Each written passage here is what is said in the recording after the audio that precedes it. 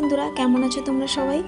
আমরা কিন্তু ভালো নেই, তার কারণ হচ্ছে সমু আরও বেশি অসুস্থ হয়ে পড়েছে। আর দেখতেই পাচ্ছ ওয়েদারটা এত বাজে হয়েছে, বৃষ্টি কিন্তু সকাল থেকেই পড়েই যাচ্ছে। আর ওদিকে সমুর জন্য ডাক্তারবাবুকে ফোন করা হয়েছিল, তো ডাক্তারবাবু কিন্তু আসতে পারবেন না বলে তো সমুকে কিন্তু বাধ্য হয়ে সকালে ডাক্তারের কাছে নিয়ে এলাম। তো সকালে কিন্তু আমি একটু আগে উঠেছিলাম, তো তারপর সমু ওঠার পরে ওকে ব্রাশ করিয়ে নিয়ে এলাম, তো ওকে খাওয়াবো বললাম। তো ও বলল আমি একটু শোবো, তো ওকে বিছানার মধ্যে বসিয়েছি। তো ও কিন্তু একা শুয়ে পড়ছে, আর ও কিন্তু একেবারেই তাকাতে পারছে না। তো সঙ্গে সঙ্গে কিন্তু তোমাদের দাদা ভাইকে ফোন করলাম, মানে ও টিউশন পড়াতে চলে গেছিলো সামনের ঘরে।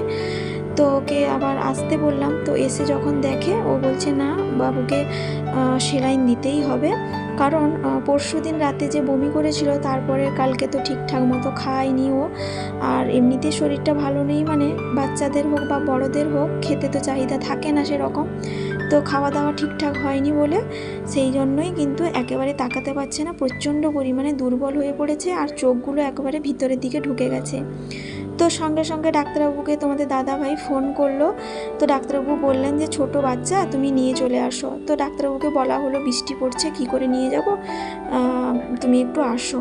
তো ডাক্তারবাবুও রাজি হলেন, ঠিক আছে একটু দেরি হবে, কিন্তু বাচ্চা তো, ওর যদি ভ্যান ঠিকঠাক না পাওয়া যায় একটু সমস্যা হবে। তো তারপর যখন দেখে তোমাদের দাদা ভাই অনেকটা সময় পেরিয়ে যাচ্ছে আর ছোট বাচ্চা, তো দেরিও করা যাবে না, তো তার জন্যই কিন্তু আমি আর তোমাদের দাদা ভাই সঙ্গে সঙ্গে ডাক্তারের কাছে নিয়ে এলাম দেরি না করে। আর এখানেই দেখলে সমু কিন্তু একটুও কাঁদেনি, দুজন ডাক্তারবাবু বসে কিন্তু ওর জেলকোটা করেছে। আর জেলকো করার সময় কিন্তু ডাক্তারবাবুরা অনেক কিছু কথা বলছিলেন, আর সমু কিন্তু একটুও ভয় করেনি।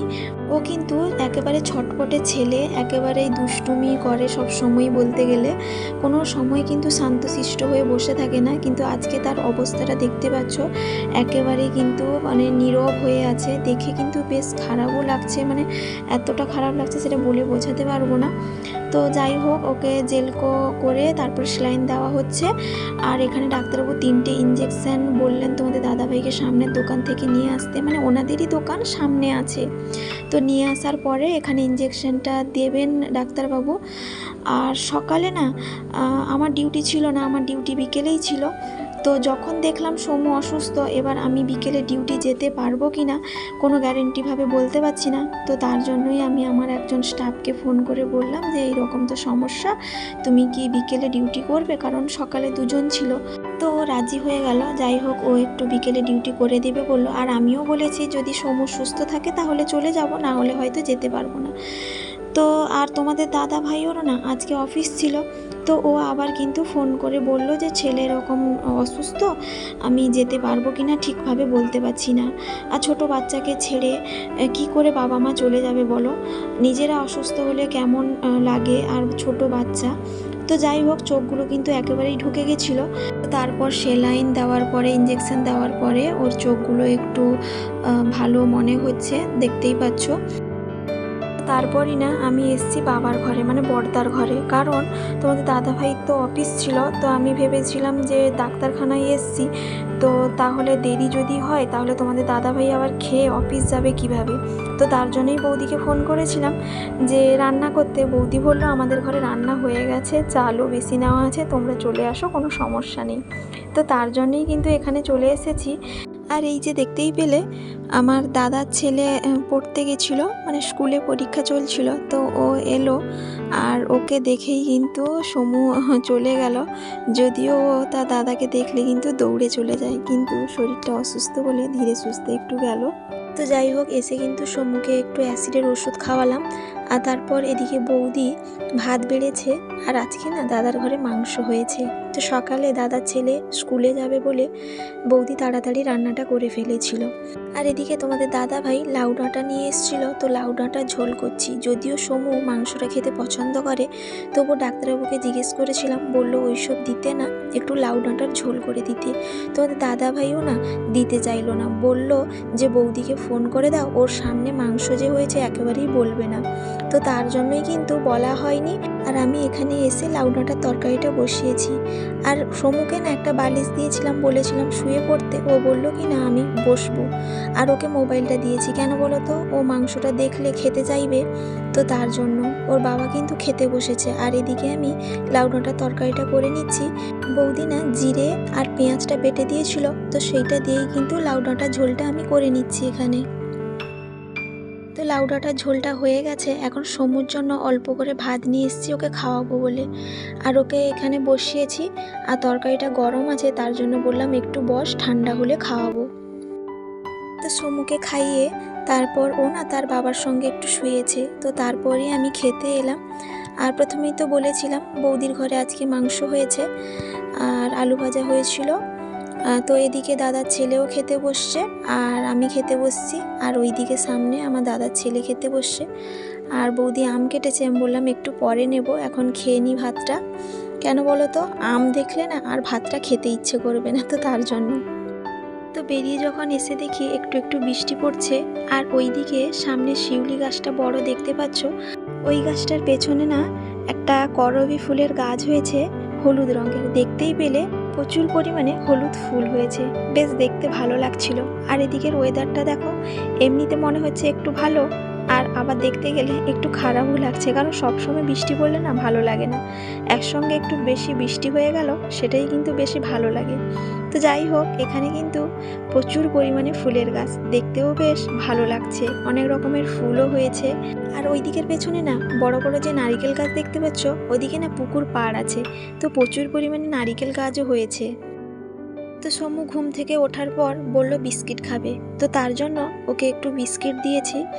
তো ও তো না খেয়ে খেয়ে এইরকমই অবস্থা হয়েছে, তো তার জন্য বললাম যে তুমি যা খেতে চাও সেটাই খাও, তাতে কোনো আপত্তি নেই। ডাক্তারবাবু হয়তো বলেছে এটা সেটা দিতে না, কিন্তু না খেলেও একটু সমস্যাও হবে, তো তার জন্যই কি খেতে বললাম। তো তারপর একটু বাইরে বের করে নিয়ে এসেছি, বাইরের বাতাসটা একটু তো গায়ে লাগলে ওর ভালো লাগবে। আর চোখ মুখগুলো দেখতেই পাচ্ছ সেলাইন দেওয়ার পর না বেশ ফুলে গেছে। তো যাই হোক, তারপরে না তোমাদের দাদাভাইকে জিজ্ঞেস করলাম যে লিকার চা খাবে কিনা, কারণ ও একটার দিকে ভাত খেয়েছিল, এখন তো প্রায় 4টা সাড়ে 4টা বাজতে যায়। তো বলল ঠিক আছে একটু লিকার চা করো, তো খাবো।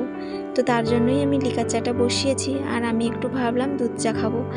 তো তার জন্য তোমাদের দাদাভাইকে একটু লিকার চাটা করে দিলাম, আর তারপর একটু দুধ চা বসিয়েছি আমার জন্য।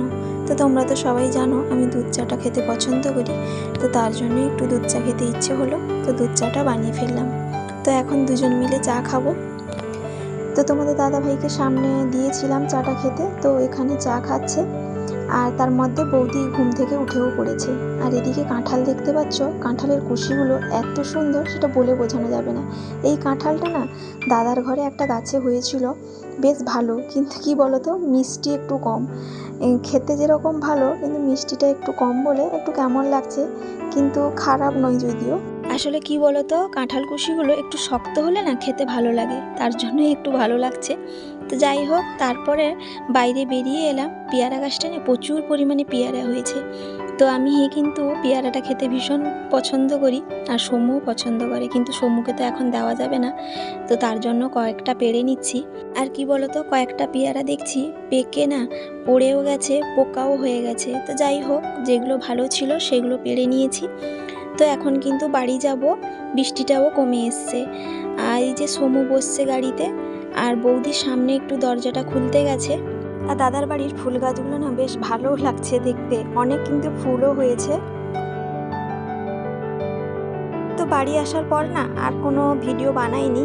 তো যাই হোক, এখন হচ্ছে রাত্রিবেলায় তোমাদের দাদাভাই বলল যে তাড়াতাড়ি একটু সমুর জন্য খাবারটা তৈরি করে চলো, সমুকে ওই সেলাইন ইঞ্জেকশন তো দিতে হবে, তো ওকে নিয়ে যাব। আর ডাক্তারবাবু বলছিলেন যে রাত্রিবেলায় আর যাব না, তুমি নিয়ে চলে আসবে। তো তার জন্যই লাউ ডাঁটার ঝোলটা বানাচ্ছি, দিলে সমুকে বের করে নিয়ে যাব। আর ওয়েদারটাও মোটামুটি একটু ভালো আছে, সেরকম অসুবিধে নেই, তো তার জন্যই নিয়ে যাব। আর এই যে সমু আর আমি বেরিয়ে বসছি, আর তোমাদের দাদাভাই একটু সামনে গেছে, বললো একটু বসো আমি আসছি, দিলে বেরাবো। আর ডাক্তারবাবুকে ফোন করছিল, ডাক্তারবাবু বলল যে একটা ফিল্ডে গেছে, একটুখানি দেরি করে আসতে, তো তার জন্যই একটু বসছি।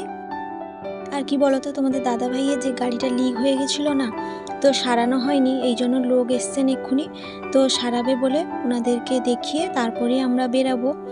আর ডাক্তারবাবুকে ফোন করা হয়েছিল, ডাক্তারবাবু বললেন কি একটা ফিল্ডে গেছে, একটু দেরি হবে, তো তার জন্যই এখানে সমুকে নিয়ে একটু বসছি। আর তোমাদের দাদা ভাই একটু সামনে গেছিলো সমুর জন্য একটু বাড়িতে পরার জুতো নিয়ে এলো। ওর একটা জুতো ছিল, জুতোটা না সমু একা একটা জুতো হারিয়ে ফেলেছে আর একটা আছে, তো তার জন্য তোমাদের দাদা ভাইকে বলেছিলাম যে ওকে একটা জুতো কিনে দিতে, বাড়িতে সবসময় পরবে, তো তার জন্য নিয়ে এসছে।